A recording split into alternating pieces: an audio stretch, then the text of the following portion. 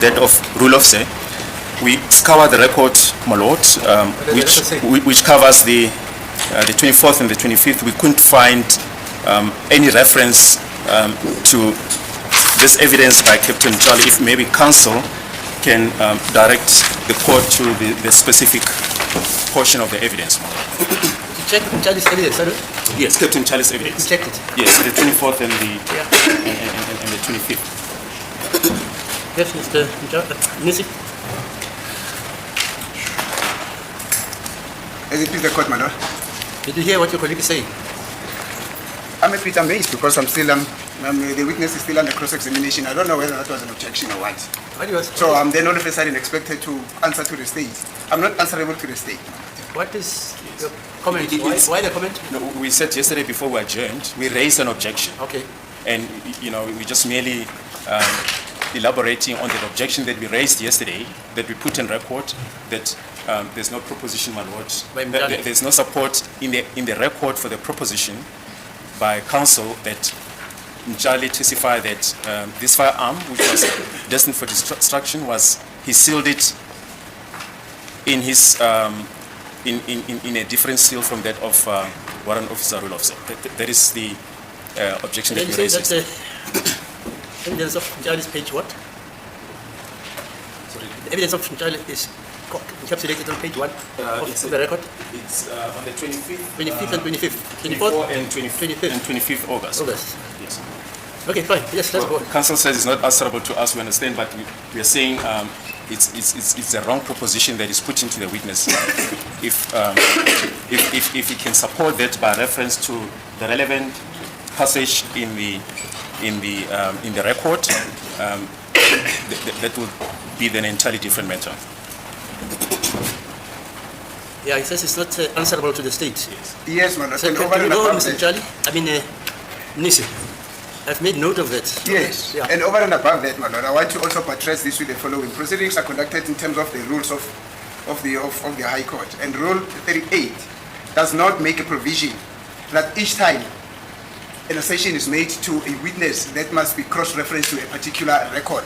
That rule does not make that provision. If the state is unhappy with the assertion that I've put, then they can raise that in argument and specifically refer the court during argument to that portion that they say or that they think does not support my assertion. But I'm not obliged, in terms of the rules of the High Court, to keep on referring the court to a particular page or date on the record on which that evidence is coming from. And I'm basing that on, and the reason why I'm saying I'm not answerable to the state, I'm basing that on what the rules are saying. My lord, the rules of cross-examination are very clear and succinct. If you make a proposition to a witness, it must be correct. And we are saying that proposition is not correct. So if counsel contends that is correct, then he must show that it is found on a particular portion of the record. That's why we have the record. But we're saying he cannot put or continue along that cross-examination if we have raised an objection and he cannot demonstrate that his assertion is correct. That's the simple rules of cross-examination. As it is the court. What the state also forgets is that it depends upon the court. If the court makes a ruling on whether or not I can proceed with that line of questioning, then if the court says yes, proceed, I may proceed, or I can proceed. If the court says no, you shouldn't proceed, then I won't proceed. Yeah, proceed, Mr. Mxolisi.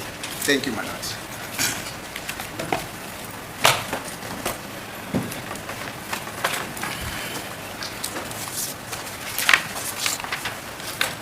Now, sir, yesterday, I did not get your answer very clear. I think it was because of the interruption which I experienced when I wanted to know the reason why you decided to take that bag which was containing this firearm, despite the fact that it had a broken seal, when you had earlier on testified that you would not receive a bag with a broken seal. I did not get your reason. Can you please repeat it if you did? Ngizola bese ngibuzele ukuthi sithatheleni lesasikhwama ebese sivule ukuthi usicacisele ukuthi nina nizamukele ikhwama sesivulile. My lord, the reason why exhibits are brought to the lab being in seal bag is to contain or to maintain the chain of evidence from where the firearm was collected or from where it was collected. The IO or the LCRC memo will put it in a seal bag and send it to the lab so that there's no tampering with the exhibit all the way. Now, in this instance, the firearm is under police custody is at the SAP 13. So preventing the contamination, what contamination will it be? I went there to sign for it from the SAP 13. It was not sealed. I booked it out, not sealed. If the police officer goes to the SAP 13, any other maybe investigating office, they will also find the firearms not sealed. They will seal it and then send it to the net. So I went to fetch it. Why must I seal it so that I can open it again? If I receive from the SAP 13, it's not sealed. If they receive them from the SAP 13 also, they are not sealed. They are the ones who seal it. So why would the SAP 13 clerk seal it? I don't see the reason why must they seal those firearms. Are you asking me those questions? I'm answering the question. Lezo sibhamu bese sisemakhweseni and ngaleso sikhathi ke izithola bese zivuliwe. Asikho isizathu sokuthi ngiphinde ngizifake esikhwameni ngizivalisise bese ngiyothi ngifika la ngifika khona ngiphinde ngizivule. So sibone isizathu sokuthi ngikwenze lo. Let me make my question very clear again. In your testimony, you have asked you pertinently about the situation of a bag which has got a broken seal that contains an exhibit that is sent to the forensic science laboratory, to the ballistic section thereof. Then you specifically said, no, you would not even accept it. Now, why did you accept or take this exhibit to the forensic science laboratory when you could see that the seal thereof was broken? That's my simple question, specifically this firearm. Izolo ngibuzile wangiphendula umbuzo ukuthi uma ulethwa isikhwama esesivuliwe ngini nanenza kanjani asukela cha asisamukele leso sikhwama manje ke lana uthi usithathile lesi sikhwama sesivuliwe ufuna ukubuza ukuthi njengoba usuchazile ukuthi anizamukele ikhwama evuliwe lesi usamukele kanjani. Well, the original case of that firearm was finalized, so the firearm was destined for destruction. So there was no need for them to seal it. When I received it, it was not sealed, and I understand why it was not sealed. So if it was maybe the IO who collected it to send it to her, he will collect it unsealed and then he will seal it and send it to us. Lesicala ke lesi sikhwama elalifakwe esikhwameni lesi sibhamu esifakwe esikhwameni ngalo la sephethe so bese ngasekho impela isidingo sokuthi isibhamu lesi siphinde sifakwe esikhwameni ngoba lesi ngalezo sikhathi lesi sikhwama lesi kwakuwukuthi sesifuna bafuna ukuyoshabalalisa basiphelise so abengasayibona isidingo sokuthi ngiphinde ngisifake esikhwameni. So the reason why you specifically took this firearm is because you see no reason why it should have been sealed again, because it was designed for destruction. That is your reason. Uthi-ke wena isizathu sakho sokuthatha ukuthi lesi sibhamu singavaliwe ukuthi ukwazi kahle ukuthi asisishashalalisa. Sorry, before you answer there, Mr. Interpreter, you forgot to mention that this witness says the Cleveland case was finalized. You forgot to mention that. I did mention it. Oh, you did mention it? Yes. Okay, no problem. If you did, no problem. My Lord, I don't see the reason why the SAP clerk will have to seal the firearm if it's destined for destruction. Angibona ukuthi isizathu sokuthi siphinde sifake isibhamu lesi esikhwameni ukuthi bese siyoshabalalisa. Yeah. So without laboring this point, I'm going to put it to you that Mr. Mxolisi came and told this court that he would also not accept an exhibit that is not sealed in his possession. So in other words, when he took over this exhibit from those that he received from, he made it a point that it is sealed, and it has been sealed according to him when he received it. When he received it, all of a sudden the seal is broken. If there is an objection, we submit that there's no obligation on this witness to answer to that proposition as it doesn't accord with the evidence that is on record of Captain Mxolisi. I'll come and demonstrate, my lord, what Mr. Mxolisi said. But nonetheless, let me proceed. I'm just, on this point, I'm putting it in abeyance. I'll come and proceed on it. Because I specifically want to demonstrate that what I'm putting across this witness, I'm not thumbsucking it. It's there, that's what Mr. Mxolisi said. Yeah. Thank you. Now you said the reason for the sealing, just some 3 minutes ago, the reason for the sealing of a bag is because is to avoid the contamination and the tampering, and there's just no reason why the SAP 13 should reseal an exhibit bag. That's amongst others what you said, not so. Also, sifakwa izinto zifakwa lapha ekhwameni kwenzela ukuthi kungabi nabazoguqula ukuthize leso sibhamu ukuze kwazi ukuthi uma ukuthi sisavalisekele akukho ukuguquka okwenziwe kuleyo nto efakwa esikhwameni anjalo. I said I do not see the reason why the SAP 13 clerk would have to seal the firearm that the case has been finalized and the firearm has been destined for destruction. Ngisho mina ngibona ukuthi iclerk ku-SAP 13 ibiza isifakelane isibhamu esikhwameni sivalisise ukuthi lokwaziwa kahle nje ukuthi hayi besiseshatelaneni. Now, sir, back to your version. You're saying on the 20th, you went to Cleveland and received this firearm in a bag which had a broken seal. Uthe ngomhla ka-20 waya lapha eCleveland uyothatha isibhamu besesikhwameni ebesesivuliwe. That's correct, my lord. Yebo kunjalo. Thank you. Now, and you found that bag in a broken seal.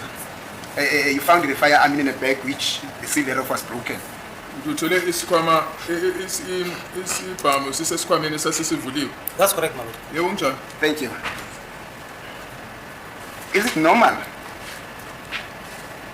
Is it procedure with regard to the handling of firearm exhibits to put them in a seal bag, and then thereafter, person then says, "I've got no obligation to seal this bag, although there's a firearm inside." Indlela enziwa ngayo yini ukuthi uma ke kuwukuthi ke isibhamu sibe sifakwe esikhwameni esivaliwe bese ke kuba khona ophula leyo la kuvalwa khona lapha esikhwameni ukuthi sigcine sesivulekile lesikhwama ukuthi nisamukele. In other words, why would a firearm be put in a seal bag and in a forensic bag and the seal thereof be left opened? Engakusho futhi ukuthi isibhamu singabe kanjani esikhwameni esiyi-forensic bag ebese ke emva kwaloko ke siyeke singavalisiswa. My lord, the case was finalized. The firearm was collected from the lab in a sealed evidence bag. It went back to the SAP 13. I cannot speak for the SAP 13. It might be because they were changing it from SAP 13, or maybe they were doing inspection. If you're doing inspection of a firearm that is in a seal bag and the firearm the case is finalized, you'll open the bag to confirm that this is the right firearm. So it might be that they opened the bag because they were doing inspection or something. So I cannot speak for them. Why did they open the bag? Angeke ngikwazi ukukhulumela ukuthi babe sivulelane lesi sikhwama noma ukuthi ufuna ukuhlola ukuthi isibhamu yiso ngempela yini uyaphoqeleka uma uswazi ukuthi icala seliphelile usungayivula uvulela ukuthi ubone ukuthi yisona yini ngempela lesibhamu kodwa angeke ngikwazi ukukhulumela. Now you can immediately hear yourself speaking. You say maybe, you can't speak for themselves. You also don't know what happened. So your answer is just a speculative hypothesis. So. But the question asked to me is, why did I receive it in the open bag? Why the bag was open? I don't know who opened the bag, and I don't know what the reason why they opened the bag. Ngibuza ukuthi yini ngisamkelile isikhwama esivuliwe angazi ukuthi basivulele mina angeke ngikwazi futhi bakhulumela. Thank you. That is the point. You don't know who opened the bag. You don't know why the bag that was sealed at the forensic science laboratory when it arrived at SAP 13 got broken. For what purpose was it broken? What happened after it got broken? How was the firearm handled immediately after the seal was broken? All those things you don't know them, not so.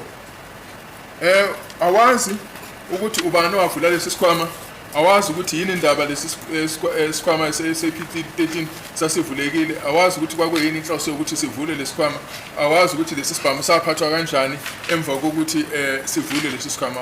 Imibuzo ongakwazi ukuba nempendulo yonke. That's correct, I don't know how was it open. Yebo kunjalo angazi usavula kanjani. Thank you. And you also don't know in whose hand this firearm landed after the seal bag thereof was broken. Futhi awazi ukuthi sagcina sifike ezandleni zikabani lesi sibhamu emva kokuthi isili lena isidabukile. I don't know. Angikwazi lokho. Thank you.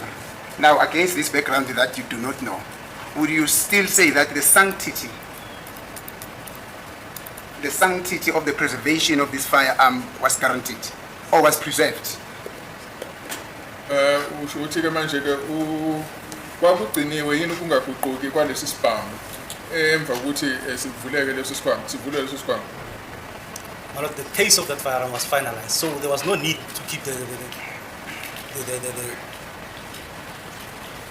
chain of custody proper if it's in the SAP 13 and it's distant for destruction. Uma ukuthi ke ngoba icala leli lase livaliwe singesekho isidingo sokuthi sigcinwe leso sibhamu ngaphansi kwe-SAP 13 ngalendlela yokuthi sihlale sivalelwe. That's not my question, sir. My question is, on the basis of the fact that you said there are a lot of things that you do not know relating to the handling of the firearm. Why was it broken? When was it broken? For what purpose? In whose hand did it land?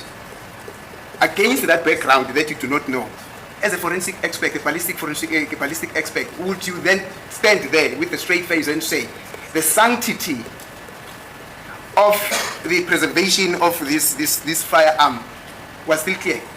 Njengoba kubuza umbuzo omningi ukuthi isibhamu sathathwa ubani sasivulelweni isavulwaneni and ngasiphi isizathu njengoba unganazo-ke iy'mpendulo lapho nje umchwepheshe weze-ballistic ungasho ukuthi-ke ukungaguquleki kwesibhamu kwakusagciniwe yini? I don't know, man. Cha ngikwazi lo. Thank you. Don't know.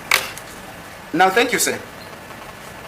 When exhibits are brought to the firearm, no, forensic science laboratory, I'm sorry. A firearm, let us narrow our conversation to the forensic science laboratory, the ballistic section.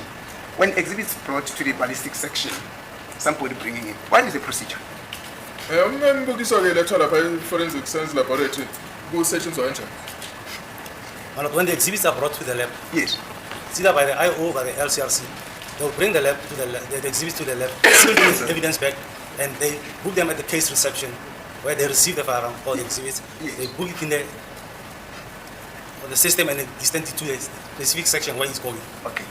Kusho ukuthi-ke uma umbukiso ulethwa lapha mhlawumbe uzolethwa umseshi ophenya lelo cala noma lapha LCRC ilethwa ukuthi sezikhwameni ezivalisisiwe and then-ke uma fikayo lapho-ke kuyabe ziyabhalwa ukuthi sifikile uma sezibhaliwe ukuthi sifikile sebezozidlulisayo bazise la kule section ezifanele ziye kuyona. Thank you. Now, upon arrival at the reception section of the laboratory, of the ballistic laboratory, what is it that is being done to acknowledge the receipt of the firearm? For instance, an investigating officer takes in a firearm. What is it that it would be a proof that he submitted a firearm to the forensic science laboratory? Manje-ke uma sesifikile-ke kuleyo section leso sibhamu lesifanele siye yini-ke yenziwayo uqinisekisa ukuthi siboniwe ukuthi sifikile lapho? If it's the IO or the LCRC, you will receive it's either a copy or a slip that shows that the firearm has been handed in at the case reception. Hayi thina-ke sokwenza samukela islip esikhombisayo ukuthi isibhamu leso samukele e-case reception. Would that be the acknowledgement of receipt of the firearm by the forensic science laboratory? Niyavuma ukuthi nisitholile leso sibhamu. That's correct. The receipt will be an acknowledgement of receipt of the receipt. Iye receipt leyo izobe likhombisa ukuthi yebo siyavuma ukuthi samukele leso sibhamu. Thank you. Now, you went to Cleveland, fetched the firearm, took it to the forensic science laboratory, the ballistic section thereof. Did you follow that procedure as well? Was an acknowledgement of receipt also issued to you when you arrived to the firearm?